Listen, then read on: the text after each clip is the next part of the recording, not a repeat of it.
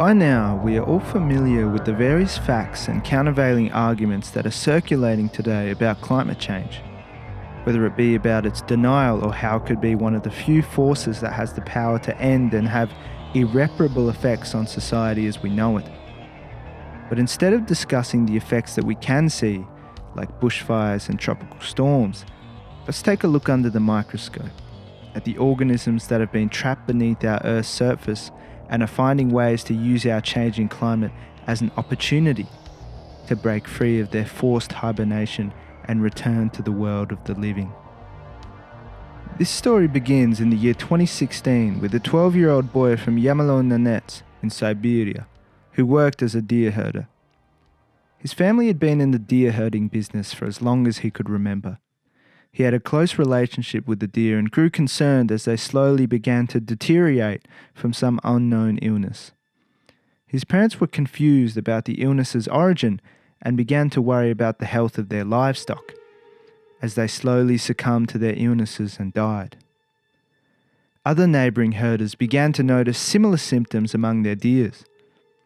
As the illnesses spread, the boy himself began to grow quite ill, initially developing a sore throat and swelling of the glands and structures around his neck, as well as a fever. The doctor thought it may have just been a viral illness, quite common for children his age, and most go on to recover without any medications after a few days or weeks. But as his fever grew, the doctors became increasingly concerned. This wasn't any ordinary fever.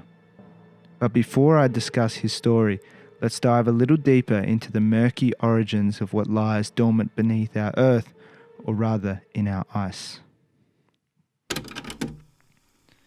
Now, unfortunately, the most difficult aspect of covering a topic like this is that we don't know what lies there hidden in Earth's many crevices, and we will only know when it's too late. But in the meantime, we may be able to gain an inkling of things to come from reports and cases of real microorganisms that have been released from the ice after lying dormant for some time. Our most famous encounter in recent memory involves Bacillus anthracis, or anthrax, a gram-positive bacteria, gram or gram staining referring to the use of dyes that allow us to categorize a bacteria based on its cell wall structure, are a characteristic trait of the bacteria.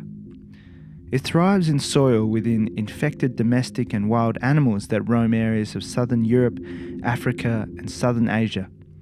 It survives through the use of hardy spores, which allow it to spread its progeny and enter animals via their lung, skin, and intestines. Now, before the intervention of antibiotics and a vaccine that was later devised, anthrax was responsible for the death of hundreds of thousands of humans and animals each year, using toxins contained within it to cause rapid onset necrosis, cell death, and edema, meaning swelling. A significant portion of those that don't seek medical attention die within days to months. Anthrax spores, due to their durability, were also used as biological weapons during the 20th century, with accidental and deliberate deployment linked to several incidents that led to mass casualties. The details of one particular event in 1979 Russia never completely surfaced, but has been linked to stored anthrax spores in a secret facility located near an unwitting populace. More recently, however, in 2001, anthrax was identified in a bioterrorism attack against Democratic senators, where mailed postal letters containing the spores were delivered to key party members, killing 5 and hospitalizing many more. But it also holds a more unique and deadly trait, and that is its ability to remain frozen for decades and still remain its lethality. The reason the risk for microorganisms trapped in our ice being released is so dangerous is partly in that if they had been there for thousands, even hundreds of years, they existed in a time before humans or when our ancestral hominids had vastly different immune systems and tolerances. Our bodies have a remarkable ability to clear pathogens that try to invade us, but many of our defense systems have evolved alongside these pathogens, which allow us to go and live our lives with at most a bad cold during the winter. We rely on the shared memory of our cells and the pathogens that try to invade us to mount an effective response. An outbreak today of an ancient coronavirus, for example, may prove far more deadly than the one that now ravages our societies at this very moment, and a full-scale attack against an unwitting human race could have dire consequences. Now, anthrax itself has been seen in southern Europe and many parts of the world, but its last documented appearance in the frozen lands of Siberia was in 1941, 80 years ago. The bodies of reindeer that had succumbed to infection were supposedly buried beneath the surface of the soil, over which a layer of permafrost, meaning frozen soil, formed to encapsulate their bodies. It wasn't until years later when a heat wave in 2016 melted the protective layer of permafrost, allowing the two-headed face of climate change and a bacteria with a death warrant to descend on the unwitting deer. During its escapades, it claimed the lives of over 2,000 reindeer within a matter of months. The damage was incredible. Its resurgence was swift, and although the bacteria was contained in the end, lives were changed forever.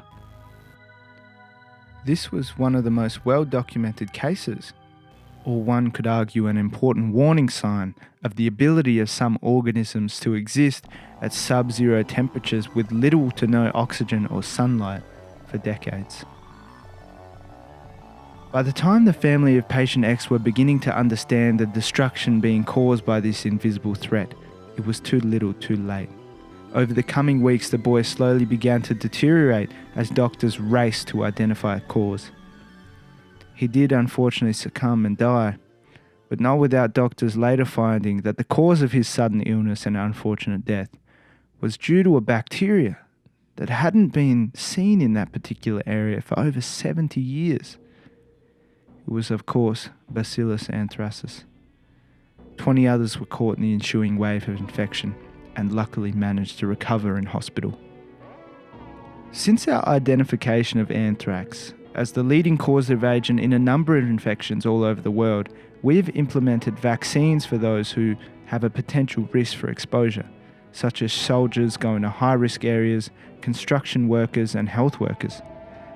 But despite an effective vaccine, our society was not ready for its unexpected resurgence from a pocket of frozen ground that harbored the bacteria for almost 80 years. Today, animals and infected humans that have succumbed to anthrax are placed in airtight body bags and burned to destroy the bacteria. But the more significant finding from these cases is that there is no longer any disagreement that microorganisms do in fact have the ability to survive for years trapped in our most hostile environments. Whether something like this anthrax outbreak has the potential to occur on a much larger scale is still a point of contention. And additionally, this risk isn't just attributed to melting ice caps. Some scientists encourage infection control and caution for those undertaking oil drilling expeditions in the Arctic and Antarctic. And the changing weather also has the potential to change the distribution of certain viruses and illnesses that use animal vectors to transmit their diseases, like mosquitoes. Today, most anthrax spores that were stored for use as biological weapons have been destroyed, but there is no doubt some still remain, forgotten, but eagerly awaiting their reintroduction to an unassuming populace.